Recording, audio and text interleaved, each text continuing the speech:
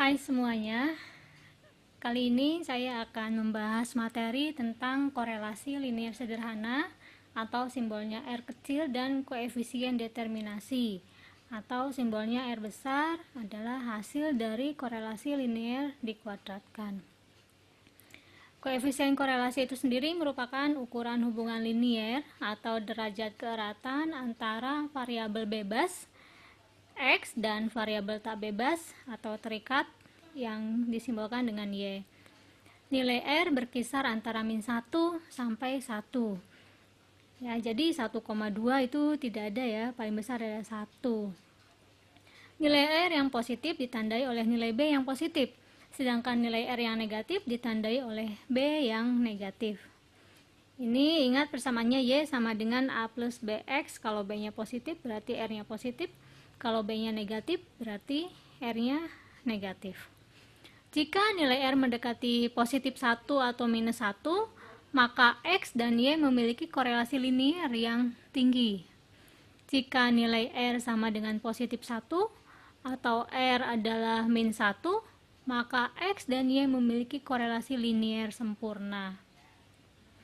Jika nilai R-nya 0, maka X dan Y tidak memiliki relasi atau hubungan yang linier dalam kasus R mendekati 0. Lalu Anda juga dapat melanjutkan analisisnya ke regresi eksponensial, bukan lagi regresi linier sederhana.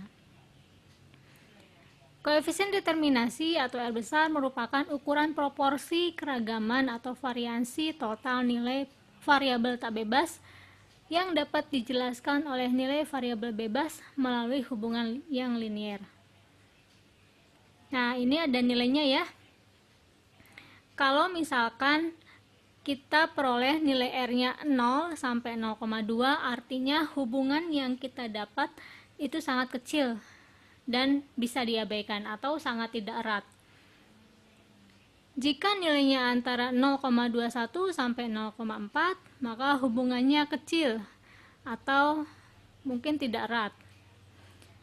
Atau 0,1 sampai 0,7 adalah hubungan yang cukup erat. 0,71 sampai 0,9 hubungan yang erat. 0,91 sampai 1 itu hubungannya sangat erat. Jadi tergantung nilai R yang kita dapat ya, apakah X terhadap Y-nya itu masuk kategori cukup erat, sangat tidak erat, atau bahkan sangat erat. Setelah teman-teman melakukan proses analisis regresi linier, nah kemudian dilanjutkan dengan korelasi. Jadi nyambung materinya. Nah, lalu bagaimana sih cara mencari nilai R? Cara mencari nilai R ada dua macam, ada yang pakai koefisien korelasi produk moment person, ada juga pakai koefisien korelasi rank Spearman. Di video ini saya akan membahas koefisien korelasi produk moment person atau korelasi person biasanya ya, lebih familiarnya. Cara mencari nilai R-nya ini R sama dengan N sigma XI dikurangi sigma XI dikali sigma YI per akar dari N sigma XI kuadrat dikurangi sigma XI dikuadratkan dikali N sigma YI kuadrat dikurangi sigma YI dikuadratkan. Nah, ini ya perhitungan matematisnya. Lalu kalau sudah dapat nilai R kecil, teman-teman jika ingin mencari nilai koefisien determinasi, teman-teman bisa langsung mengkuadratkannya. Dapatlah nilai koefisien determinasi tadi. Diingat-ingat apa beda korelasi dan determinasi.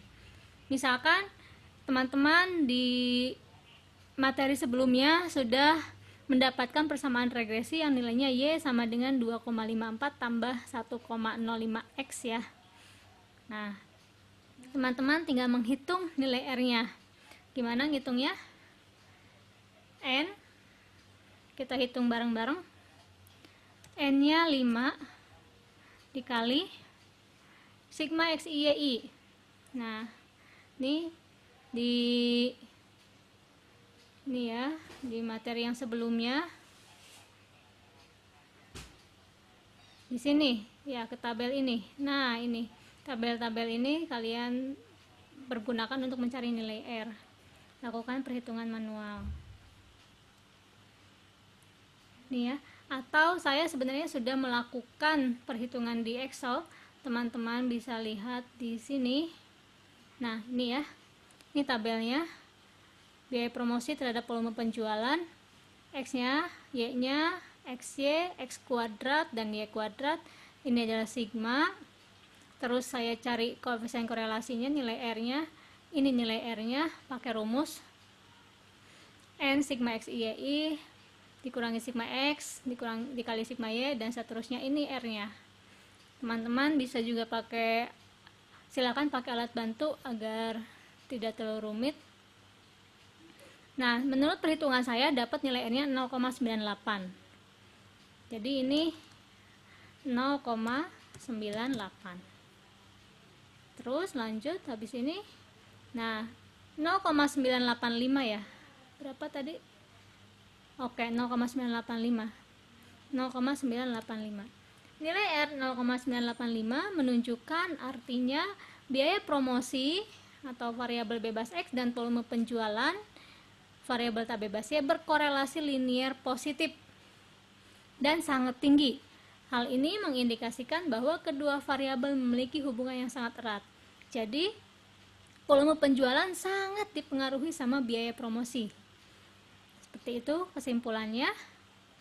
Dengan menggunakan ini rumus determinasi R sama dengan R kecil dikuadratkan, maka kita kuadratkan 0,985 hasilnya 0,9801. Saya juga sudah menghitung di Excel. Nih ya, 0,97 bukan 0,98, 0,97.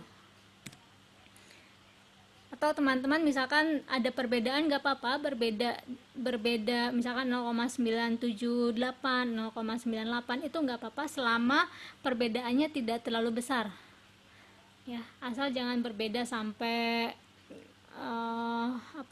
jadi 0,7, nah itu salah.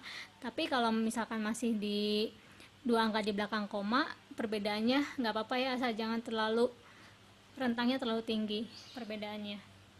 Itu diakibatkan, kenapa perbedaan itu hadir, diakibatkan karena kita melakukan pembulatan di sini di nilai R kecil 0,985.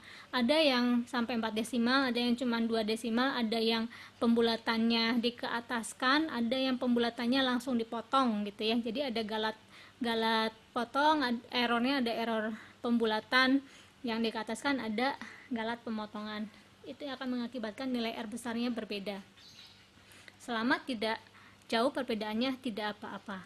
Jadi R 0,97 menunjukkan bahwa, nih saya koreksi ya, 97% proporsi keragaman nilai volume penjualan dapat dijelaskan oleh nilai biaya promosi melalui hubungan linear Y sama dengan 2,54 tambah 1,05 X, dan sisa dari 97% berapa? 3% ya. Sisanya 3% dijelaskan oleh hal-hal lain. Apa maksudnya? Jadi yang mempengaruhi volume penjualan itu bukan hanya biaya promosi, tapi ada 3% hal lain. Misalkan karena produk itu sendiri sudah kualitasnya sudah bagus dan sudah populer dan sudah lama. Jadi tanpa iklan pun orang-orang sudah kenal gitu. Jadi ada hal lain selain promosi yang mempengaruhi volume penjualan. 3% memang ini sedikit sekali. Gitu ya, teman-teman. Jika teman-teman melakukan penelitian tugas akhir dan misalkan X tidak ada hubungan dengan Y, ya itu tidak apa-apa karena mungkin di lapangan memang seperti itu hasil data teman-teman. Jadi ada banyak juga penelitian yang X tidak berkorelasi terhadap Y. Tidak melulu kita harus mendapatkan hasil korelasi yang positif, bisa saja korelasinya negatif ya. Jadi pede aja dengan penelitian teman-teman asalkan datanya benar ya, akurat. Itu saja untuk korelasi koefisien produk momen persen atau korelasi persen. Mudah-mudahan teman-teman paham dan selamat belajar.